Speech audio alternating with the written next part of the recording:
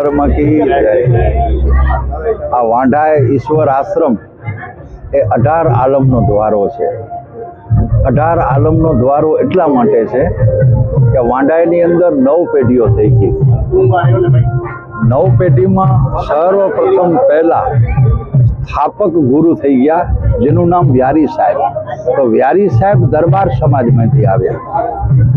પછી એમના શિષ્ય ક્ષેમસાગરજી મહારાજ થયા, તો એ ગઢવી સમાજમાંથી આવ્યા। એમના શિષ્ય ઈશ્વરરામજી મહારાજ થયા, તો એ ભાનુશાલી સમાજમાંથી આવ્યા। એમના શિષ્ય લાલરામજી મહારાજ થયા, તો એ પાટીદાર કુળમાંથી આવ્યા। એમના શિષ્ય ઉધવરામજી મહારાજ થયા, તો એ ભાનુશાલી કુળમાંથી આવ્યા। એમના શિષ્ય દયારામ ને વાલરામ થયા, તો એ લુહાણા કુળમાંથી આવ્યા। એમના શિષ્ય શાંતિરામજી થયા, એ પાટીદાર કુળમાંથી આવ્યા। એમના શિષ્ય કરશનરામજી થયા, તો એ મિસ્ત્રી કુળમાંથી આવ્યા।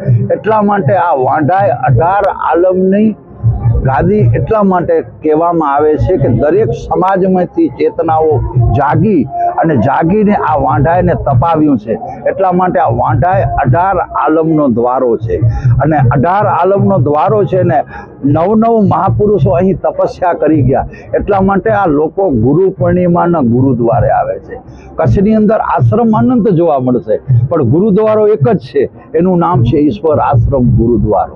અને અહીં લગભગ જ્યાં સુધી મેં સાંભળ્યું છે, મેં અનુભવ્યું છે અને મેં ચિંતન કર્યું છે, ત્યાં સુધી આ ઈશ્વર આશ્રમની સ્થાપના થઈ, જેને 125 વર્ષ થયા। પણ એનાથી પહેલા ઈશ્વરરામજી મહારાજે અહીં સ્થાપિત થયા। એમનાથી પહેલા આપણો જૂનો દ્વારો કહેવાય, અત્યારે જ્યાં માતાજીનું મંદિર છે, એ ત્યાં 3 પેઢી પહેલા થઈ ગઈ। એટલે આ વાંઢાય લગભગ 250 વર્ષથી ચાલતી પરંપરા છે, અને 250 વર્ષથી અહીં 18 આલમ આવે છે। ને આજે પણ આપે 18 આલમના દર્શન બધાએ કર્યા હશે શિષ્ય વૃંદોએ। એટલે આ 18 આલમનો દ્વારો હતો, છે અને એ કાયમ રહેવાનો છે। અને અહીં 18 આલમને આવકાર મળતો હતો અને મળી રહ્યો છે, અને ભવિષ્યમાં પણ હંમેશા 18 આલમને આ દ્વારાની અંદર આવકાર મળતો રહેશે, એવી હું ગુરુ મહારાજ પાસે પ્રાર્થના કરું। આજે જે પણ પરિવાર 18 આલમમાંથી જે પણ પરિવારો અહીં આવ્યા અને સમાધિએ માથું ટેકાવ્યું, હું ઈશ્વરરામજી મહારાજને, લાલરામજી મહારાજને, ઉધવરામજી મહારાજને, દયાલરામજી મહારાજને, શાંતિરામજી મહારાજને અને ગુરુજીને પ્રાર્થના કરું કે જે પરિવારોએ માથા ટેકાવ્યા છે, બસ ગુરુજી એની ઉપર નજર તો તમારી પડેલી છે, પણ નજરને ઠરાવજો અને એને સુરા આશીર્વાદ આપજો। એમના જીવનની અંદર, કર્મઘાટની અંદર કોઈ પણ દુઃખ હોય, વ્યવહાર ઘાટની અંદર કોઈ પણ દુઃખ હોય, કે આધ્યાત્મિક ઘાટની અંદર માથા મારતા હોય, તો એને દિશા મળે। એવી જ આ ગુરુ પૂર્ણિમા નિમિત્તે આ ગુરુ પરંપરા હરિહર સંપ્રદાય તરફથી સર્વ શિષ્ય વૃંદોને અને કચ્છની ધરાને મારા ખૂબ ખૂબ સાધુવાદ, સાધુવાદ, સાધુવાદ। હરિહર પરંપરામાં અનેક શિષ્યો આવી રહ્યા છે। આધુનિક પેઢીના જે નવા શિષ્યો બને છે, એને કઈ રીતે આધુનિકતા સાથે જોડવાના પ્રયત્નો કરવામાં આવી રહ્યા છે? નવા જે શિષ્યો આપણા બને છે, યુવાનો છે, જે જૂના શિષ્યો છે, તો આપણી સાથે જોડાયેલા। આધુનિક જમાનામાં આપણે કઈ રીતે ગુરુ પરંપરાને ટકાવી રાખશું, જેથી યુવાનોને શું સંદેશ?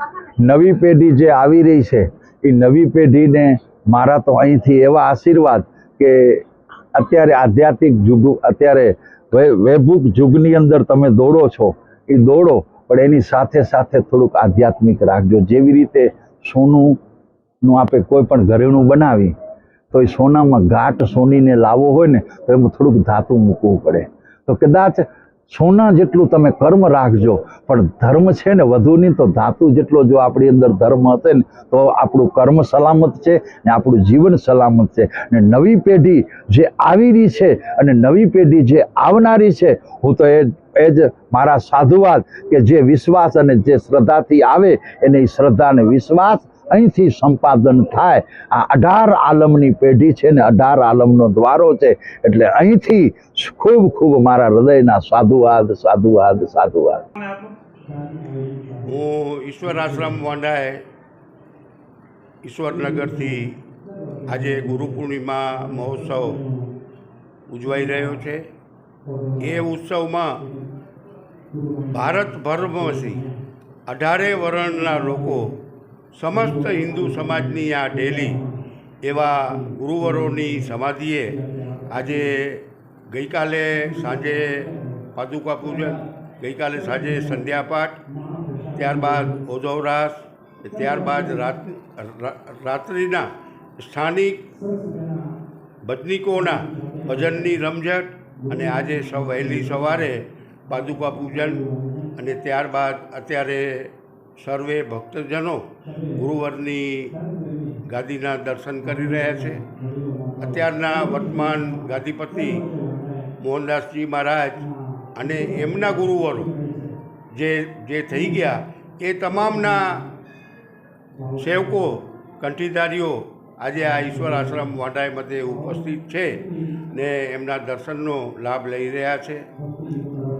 બહોળી સંખ્યામાં ભારતભરમાંથી અને કચ્છ આખાએમાંથી ગામે ગામથી લોકો અત્રે ઉમટી પડ્યા છે ને લગભગ બપોરના મહાપ્રસાદનું આયોજન અમારું 6 થી 7 હજાર લોકોનું આજે મહાપ્રસાદનું આયોજન છે ને એનામાં સર્વે આજે ગુરુવરોના સાનિધ્યમાં દર્શન પણ કરશે અને પ્રસાદ પણ લેશે ને આ આખા આયોજનમાં રસોડા વિભાગમાં તનતોડ મહેનત કરીને વાંઢાઈ ગામના યુવક મંડળના ભાઈઓ અને દેસલપરના યુવક મંડળના ભાઈઓ અને બહાર ગામથી પધારેલ જે મોહનદાસજી બાપુના જે કંઠીધારી સેવકો છે એમના દ્વારા રસોડા વિભાગનું આખું આયોજન એમને ઉપાડી લીધું ને એવી રીતે આ ગુરુ પૂર્ણિમા ઉત્સવમાં આ જગ્યાનો ઉત્સવ એટલે સમસ્ત જ્ઞાતિનો ઉત્સવ લેખાય.